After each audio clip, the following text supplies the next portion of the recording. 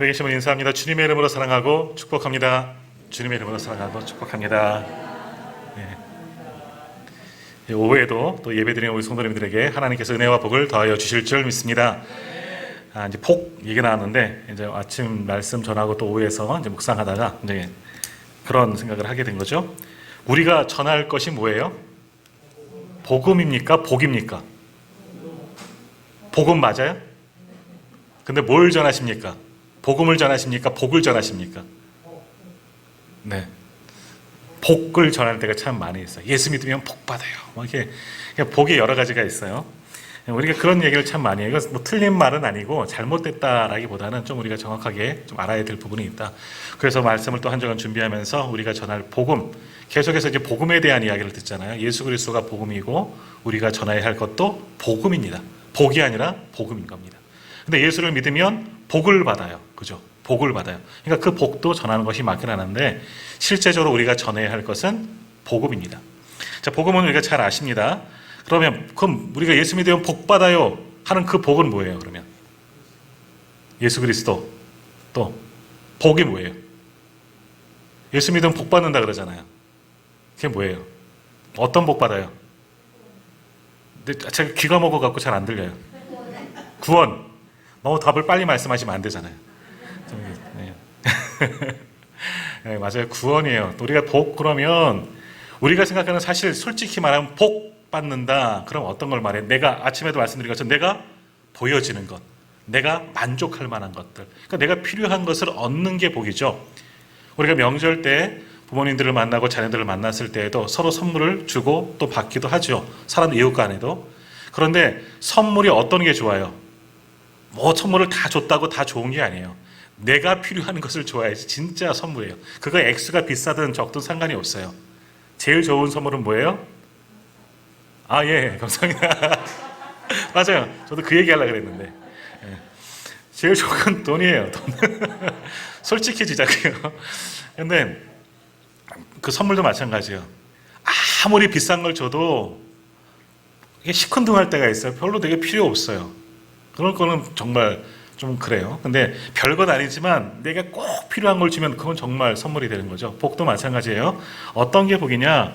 사람들은 우리는 보통 얘기할 때 눈에 보여지고 만족하고 소위 말하는 재물, 돈, 명예, 권세, 또 자녀들이 잘 되는 것, 아프지 않고 이런 것들, 이런 것도 다 복이에요. 하나님께서 그런 복도 우리에게 물론 더하여 주시고 또 아브라함에게도 복의 통로가 되라, 복의 근원이 되라 말씀하셨던 것처럼 그런 복도 주시는데 성경에서 말하는 복은 뭐냐? 오늘 권사님 말씀해 주시는 정답을 너무 빨리 말씀해 주셔서 구원이에요. 성경에서 말하는 복은 딱 하나, 구원입니다. 그리고 똑같은 개념으로 우리가 히브리서 뗐네요. 믿음의 사람들이라는 주제를 말씀을 나누면서 믿음의 사람들 하나님의 기쁘시게 하는 자는 하나님께 상급을 주신다 하는 그런 말씀이에요. 상급은 또 뭐예요? 권사님 상급은 뭐예요? 똑같은 답하면 돼요. 구원입니다. 구원. 성경에서 말하는 상은 구원이에요. 다른 상이 아니에요. 어떤 분이 예전에 초신자가 목사님 원수 앞에서 상을 받는다 그러는데 그게 무슨 상이에요? 밥상이에요? 그건 밥상 맞아요. 그런 상은 하나님께 주신 상은 이런 밥상이 아니라 어떤 놀라운 우리가 천국 가면 우리를 위해서 예비된 하나님의 집 너무나 크고 영화로 보석들이 많이 박히고 뭐 금은 보화가 있고 이런 거 상상하는데 그것이 중요한 것이 아니라 우리가 받을 상은 뭐냐? 상급은 뭐냐? 구원이에요. 복도 구원이고 상도 상급도 모두가 구원이라는 겁니다. 성경에서 말하는 상급은 다른 게 아니에요. 구원받는 것. 이것이 가장 큰 복이라는 것이죠. 그런데 우리는 그것을 알지만 또 전하다 보면 그 사람들의 입장에서 말하다 보니까 예수 믿으면 참 좋아요. 참 좋죠. 예수 믿으면 복을 받아요. 서로 생각하는 복은 구원이라는 복이 아니라 잘 되는 것, 이 땅에서 잘 되는 그런 복을 전할 때가 참 많이 있습니다. 근데 한번 전할 때 오늘 베드로가 말씀한 것처럼 죄를 선포하고 그러길 죄를 거듭나기 위해서는 예수를 믿어야 한다. 그러면 복을 받는다. 그 복이 뭐냐? 구원의 복이다.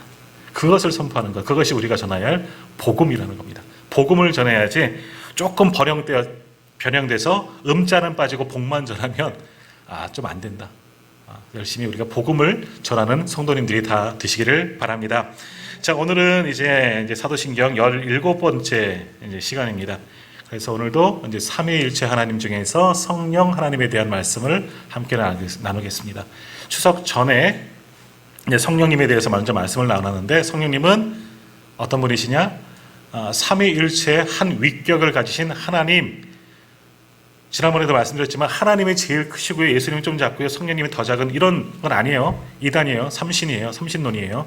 아니고 똑같은 위격. 말로 신학적인 용어도 교수님도 이것을 이거다 저거다 얘기하지 못해요. 신비니까 그렇게 믿는 거죠. 하지만 삼위일체 하나님 중에 한 분, 성령님도 하나님이시다. 같은 하나님이시다. 그래서 창조의 역사 가운데도 함께 하셨고, 그리고 구속사역에도 성령님도 동참하시고, 지금 우리와 함께 계시는 분도 성령 하나님이다 하는 그런 말씀들을 함께 나누었고요. 오늘은 그런 성령님께서 무엇을 하시는가, 특히 우리 가운데 어떠한 일들을 하시는가 하는 그런 것들을 나누게 됩니다.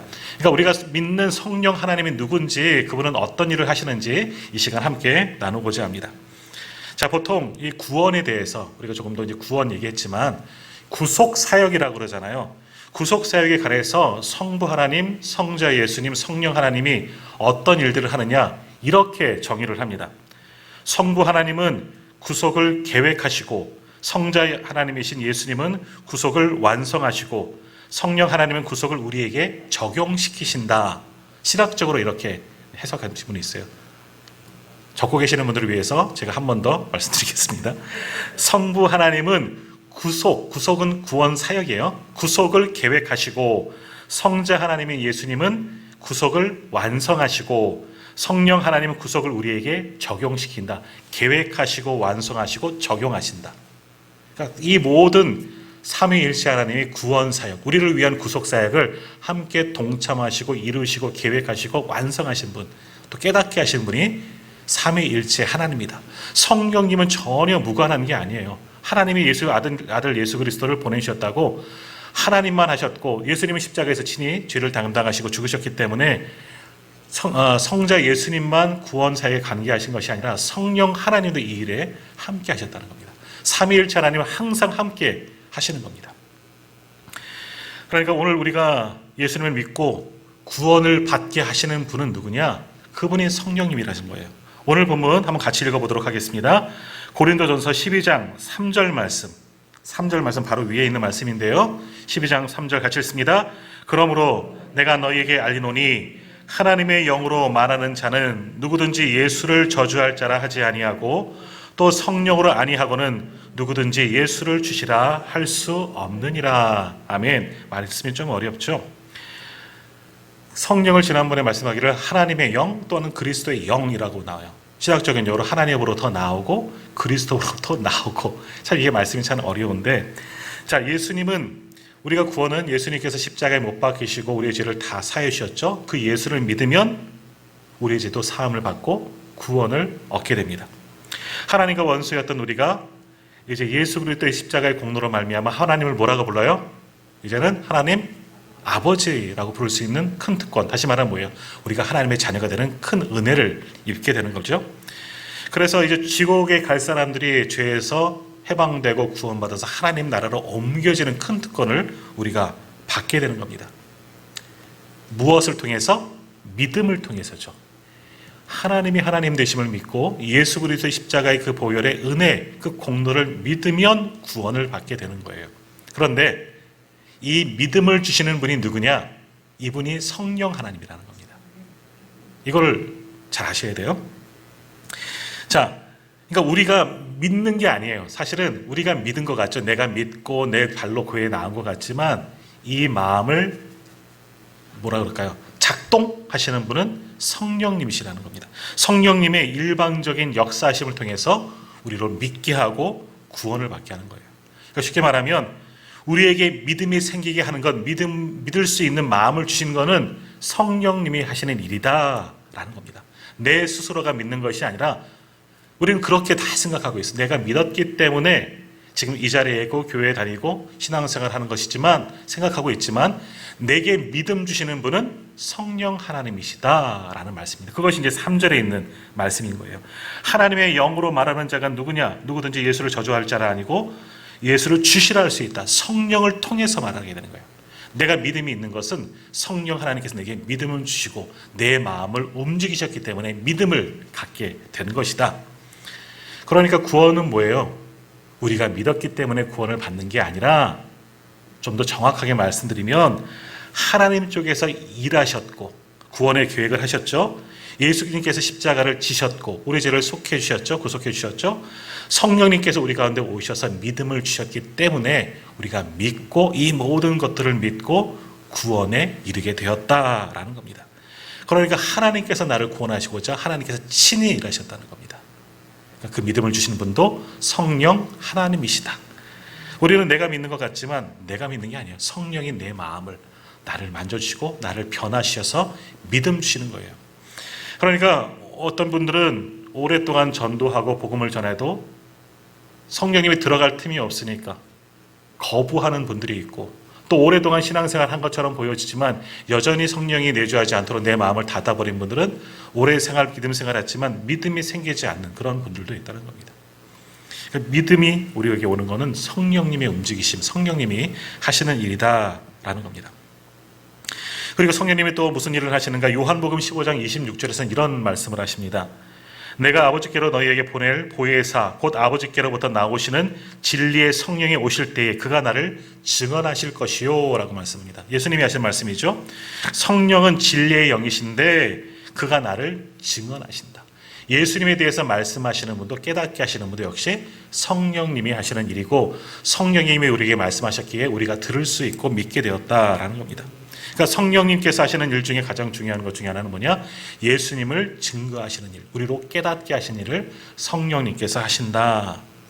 그러니까 우리가 성경을 말씀을 읽으면 또 설교를 통해서 말씀을 들으면 깨닫게 하시는 것, 내가 깨닫는 게 아니라 성령이 깨닫게 하시고 듣게 하시고 믿게 하신다. 그것이 성령이 진리의 영이 하시는 일이다라는 겁니다.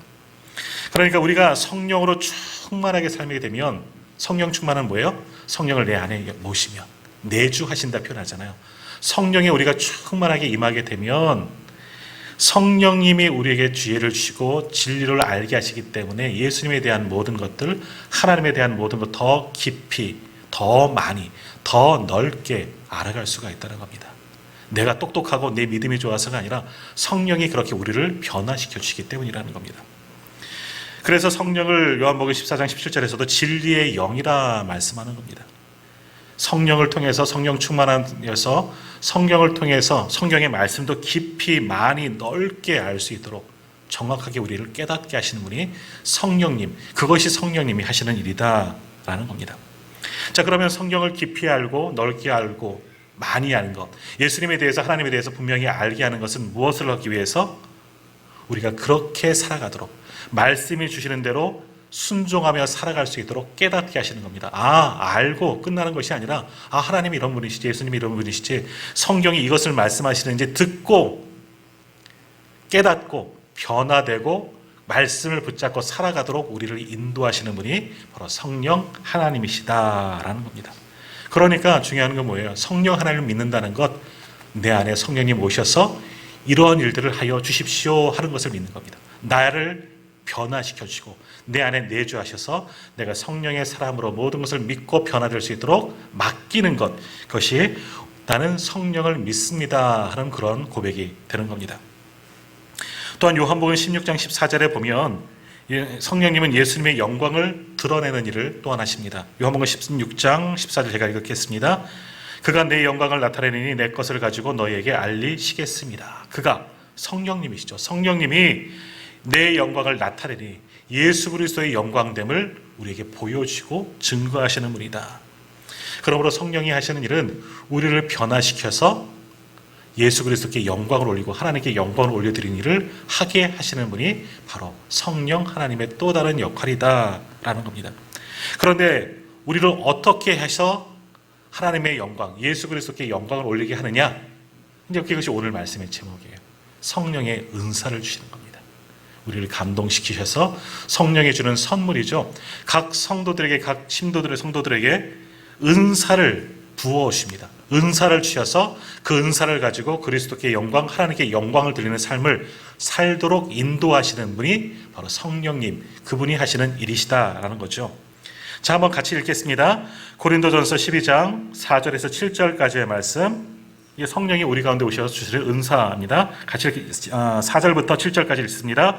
은사는 여러 가지나 성령은 같고 직분은 여러 가지나 주는 같으며 또 사역은 여러 가지나 모든 것을 모든 사람 가운데서 이루시는 하나님은 같으니 각 사람에게 성령을 나타내심은 유익하게 하려 하심이라. 아멘.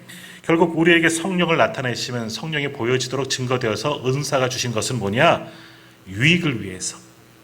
하나님도 한 분이시고 주도 한 분이시고 성령도 하나님이 한 분이신데 그분이 우리에게 오셔서 은사를 각 심령마다 주셔서 이 모든 것들을 통해 하나님께 영광을 돌리고 덕을 세우고, 고린도서 14장에는 덕이라는 말이 나와요. 덕을 세우고 우리에게 유익을 주기 위해서 성령의 은사를 우리에게 주셨다는 겁니다.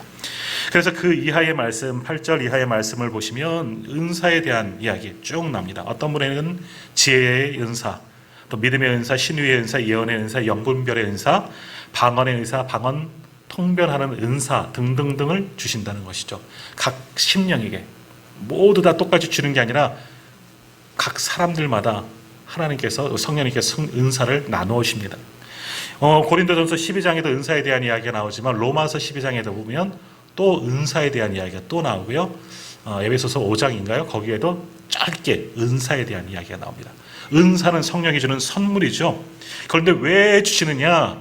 우리에게 은사를 주셔서 서로 간에 덕을 세우고 유익하게 만들고 이 모든 것들을 통해서 하나님께 영광을 돌리게 하시기 위해서 우리에게 은사를 주셨다. 그것이 성령님이 우리에게 하시는 일이다 라는 겁니다. 그러니까 우리가 성령 안에 충만히 임하고 성령이 내주하심을 믿고 성령이 주시는 은사를 사모하면 그러한 은사들을 주시는 겁니다. 전에도 한번 말씀드렸지만 성령의 은사하고 성령의 열매하고 같다 틀리다? 성령의 열매, 성령의 은사 같다 틀리다? 제가 반말로 해서 기분 나쁘세요? 같습니까? 틀리십니까? 왜요? 틀려요. 성령의 열매, 사랑이라는 거는 똑같아요. 사랑도 은사하고 열매이지만 그때도 그렇게 설명을 드렸는데요. 성령의 열매는 우리 모든 성도가 맺어가야 할 거예요. 성령의 열매가 뭐 있죠? 오직 성령의 열매는 있어요. 그런 거 사랑과 희락과 화평과 오리참과 자비와 양성과 충성과 온유와 절제니 9개 평균 보니까 맞는 것 같아요. 이런 거는 우리가 다 맺어야 돼요.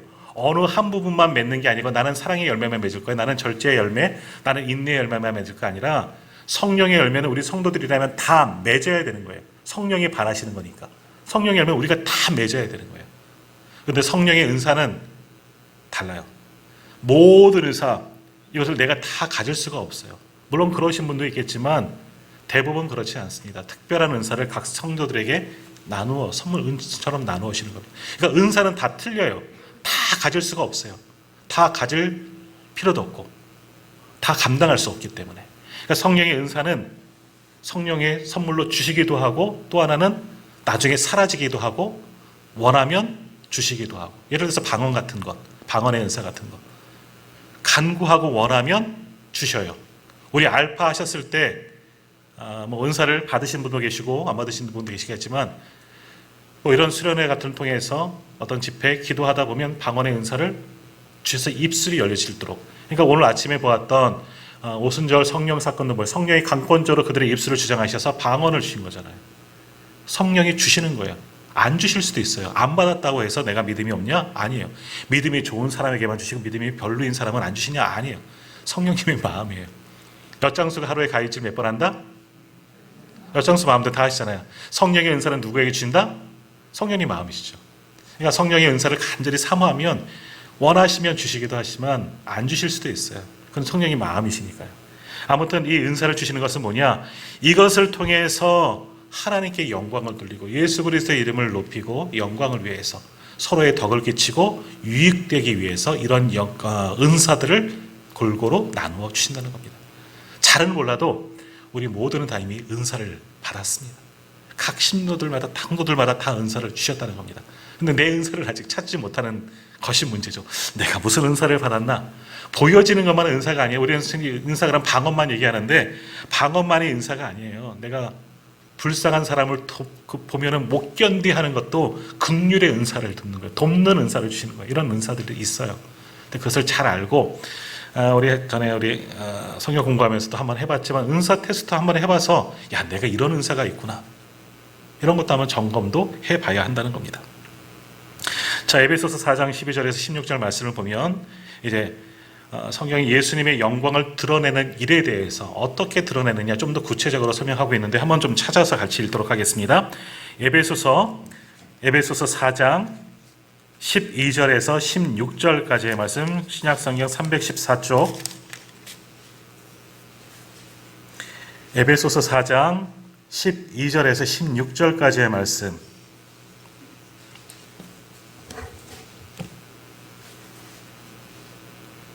그 바로 위에 있는 게 바로 은사에 대한 이야기예요. 어떤 사람은 사도로, 어떤 사람은 선지자로, 어떤 사람은 복음자로. 이것도 결국 직분이지만 은사예요. 은사를 줘야지 목사로, 장로로, 집사로 모든 재직으로 사용될 수 있는 거예요. 이것도 성령이 하시는 일이에요. 자, 12절부터 16절까지의 말씀을 한번 좀 길지만 천천히 한번 같이 읽겠습니다. 어떻게 주님의 영광을 위해서 쓰임 받느냐. 12절부터 에베소서 4장 12절에서 16절까지 같이 읽습니다. 이는 성도를 온전하게 하여 봉사의 일을 하게 하며 그리스도의 몸을 세우려 하심이라. 우리가 다 하나님의 아들을 믿는 것과 아는 일에 하나가 되어 온전한 사람을 이루어 그리스도의 장성한 분량 충만한 데까지 이르리니 이는 우리가 이제부터 어린아이가 되지 아니하여 사람의 속임수와 간사한 유혹에 빠져 온갖 교훈의 풍조에 밀려 요동하지 않게 하려 함이라. 오직 사랑 안에서 참된 것을 하여 범사에 그에게까지 자랄지라. 그는 머리니 곧 그리스도라. 그에게서 온 몸이 각 마디를 통하여 도움을 받음으로 연결되고 결합되어 각 지체의 분량대로 역사하여 그 몸을 자라게 하며 사랑 안에서 스스로 세우느니라. 아멘. 이것이 하나님께 영광 올려 그리스도께 영광 올려드리는 일을 이렇게 한다는 거예요. 그러니까 11절 4장 에베소 4장 11절 보시면 어떤 사람은 사도로, 어떤 사람은 선지자로, 복음 전하는 자로, 목사와 교사로 삼았다. 은사를 따라 이것도 주셨는데, 그러니까 이 앞에 있는 말씀과 고린도전서 아까 보았던 오늘 본문 12장의 말씀과 연합해서 같이 연결해서 보아도 좋아요. 그러니까 은사를 주신 목적, 이는 성도를 온전케 하며 봉사의 일을 하기 위해서, 이것들을 통해서 어떻게 하려고? 그리스도의 몸을 세우려고 우리에게 그러한 은사들을 주셨다. 그것을 통해서 하나님께 영광 올려드리기 위해서 이렇게 우리에게 주셨다는 겁니다. 은사는 그거예요. 하나님께 결국 영광 올려드리고 예수 그리스도께 영광을 올려드리기 위해서 우리들에게 은사를 주셨다라는 거죠. 그래서 또 우리에게도 도움이 되는 것이 있습니다. 그렇게 영광을 올려드리면 그리스도의 몸을 세우는 것이다. 은사를 사용해서 그리스도의 몸을 세우는 것이다. 12절에서 그렇게 말씀하죠. 16절에도 보면 그 몸을 자라나게 한다. 몸을 세우고 그리스도의 몸을 세우고 그 몸을 자라나게 한다. 여기서 말하는 그리스도의 몸은 뭘까요? 교회입니다. 교회. 교회의 머리는 예수 그리스도잖아요.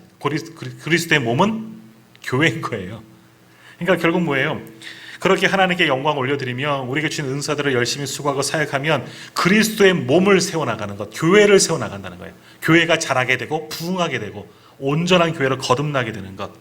그러니까 우리에게 주신 은혜를 가지고 열심히 봉사를 하면 하나님께도 영광이 되지만 우리에게도 은혜예요. 어떤 은혜? 그리스도의 몸이 자라나기 때문에.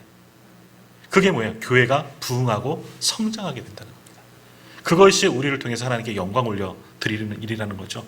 그러니까 온전히 우리가 교회를 위해서, 복음을 위해서 수고하고 헌신하고 주신 은사와 사명을 붙잡고 또는 직분을 따라 애쓰고 수고하고 노력하면 그리스도의 몸된 교회가 자라나게 되는 겁니다. 뚱뚱해지는 게 아니에요. 뚱뚱해지는 것은 잘못되는 거죠. 배만 이렇게 나오는 거니까요. 그게 아니라 자라나게 한다. 건강하게 된다. 우리가 쉽게 말하면 부흥하고 성장하게 된다. 온전한 교회가 된다. 단순히 숫자만 많아지는 것이 아니라 교회가 든든히 서가게 된다. 그것이 그리스도의 장성한 분량에 이르기까지 충만하게 된다. 그렇게 표현하는 겁니다.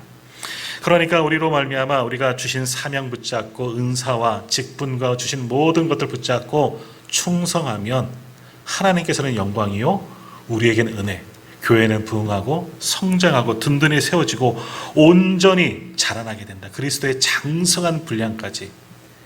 근데 우리는 사실 그리스도의 장성한 분량에까지 이르기까지는 가야 되는데 가지 못하거든요. 사람인지라, 연약한 사람들이라. 그렇기 때문에 그를 위해서 계속 수고하고 노력해야 된다는 겁니다.